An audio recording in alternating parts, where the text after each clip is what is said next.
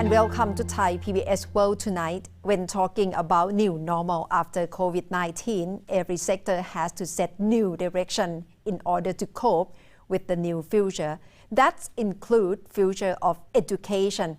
In the Thai PBS World Tonight, Kun Nat Bunnak and me talk to Kun Parit Vacharasin, CEO and founder of StartD. Your startup company is inspired by the Netflix for Thai education. So tell us a bit more of what is it all about. Yeah, so I think we start with the problem that we're trying to solve. I think what we realize regarding Thai education is I think there are two main issues. One is to do with quality.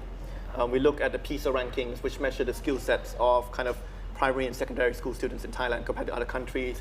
We realize that Thailand is quite lower down the order. And we're not trailing just countries in kind of Western Europe where their education system is quite well established, but we're trailing even countries in ASEAN. I think out of the 7 countries that are assessed, we are 5th out of 7. So trailing quite far behind Vietnam and then also behind Malaysia and Singapore. So I think one is we have an issue regarding quality. The second issue is that regarding unequal access. So although students who go to international schools, who go to the top schools in Thailand might be able to get like a high quality education, and that's shown by the PISA scores for those schools being quite high, the majority of students across the country are not getting that higher level of quality in terms of school education. We look at schools across the country. Actually, I think 50% of schools are labeled as kind of small scale schools, so with fewer than 120 students. And a lot of them are actually lacking in the number of teachers.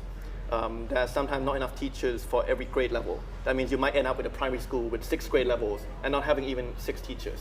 Right? So I think that was kind of, we started off with that problem. Then we realized that one of the kind of the tools that we have as a private sector is technology. Because actually smartphone penetration in Thailand is quite high compared to other countries. I think a recent study by OECD actually said that 86% of Thai students have access to smartphones.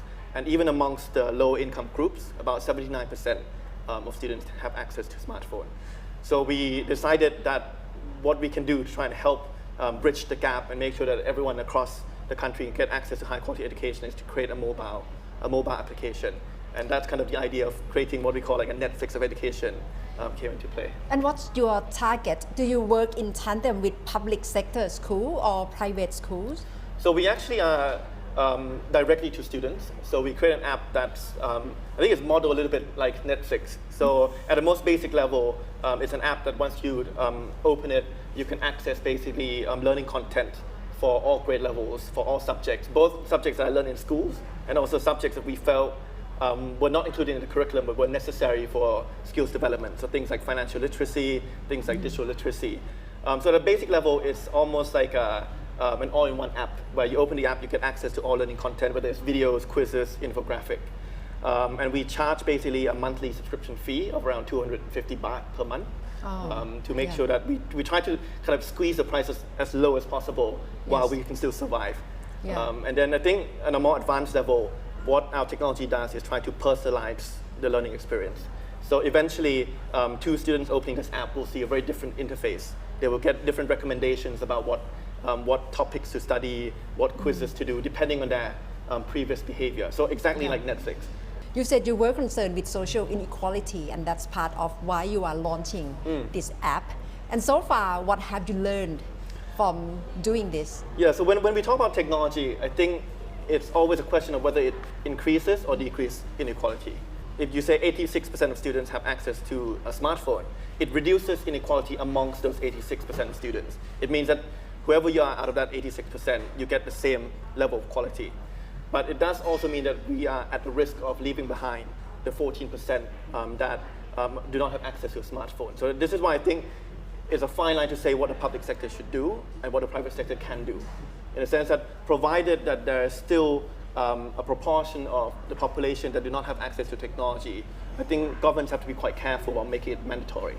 And I think what we saw on the 18th of May was that some miscommunication, which led to some schools making it compulsory, led to a lot of challenges for people in the lower income areas. So overall, do we have to thank COVID-19? Because before we talk about a lot about digital disruption, but people seem very hesitant to really adopt online learning classes or application.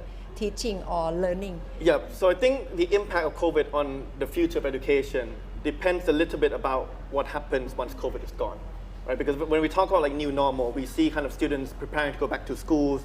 It will be a very different environment to what they're used to. I think one of the biggest kind of concern for students is that they have to kind of separate, right? But the question becomes, what happens once COVID is gone? Would everything return to normal, right? I think as someone who works in the education sector, I don't think I agree with online learning replacing schools 100%, right? I think when we talk about technology in education, we shouldn't see it as a substitute to schools. We're not saying that, okay, students should kind of stay at home and learn from mobile phones, because we know there's so much value in terms of students interacting with each other and interaction with teachers at schools.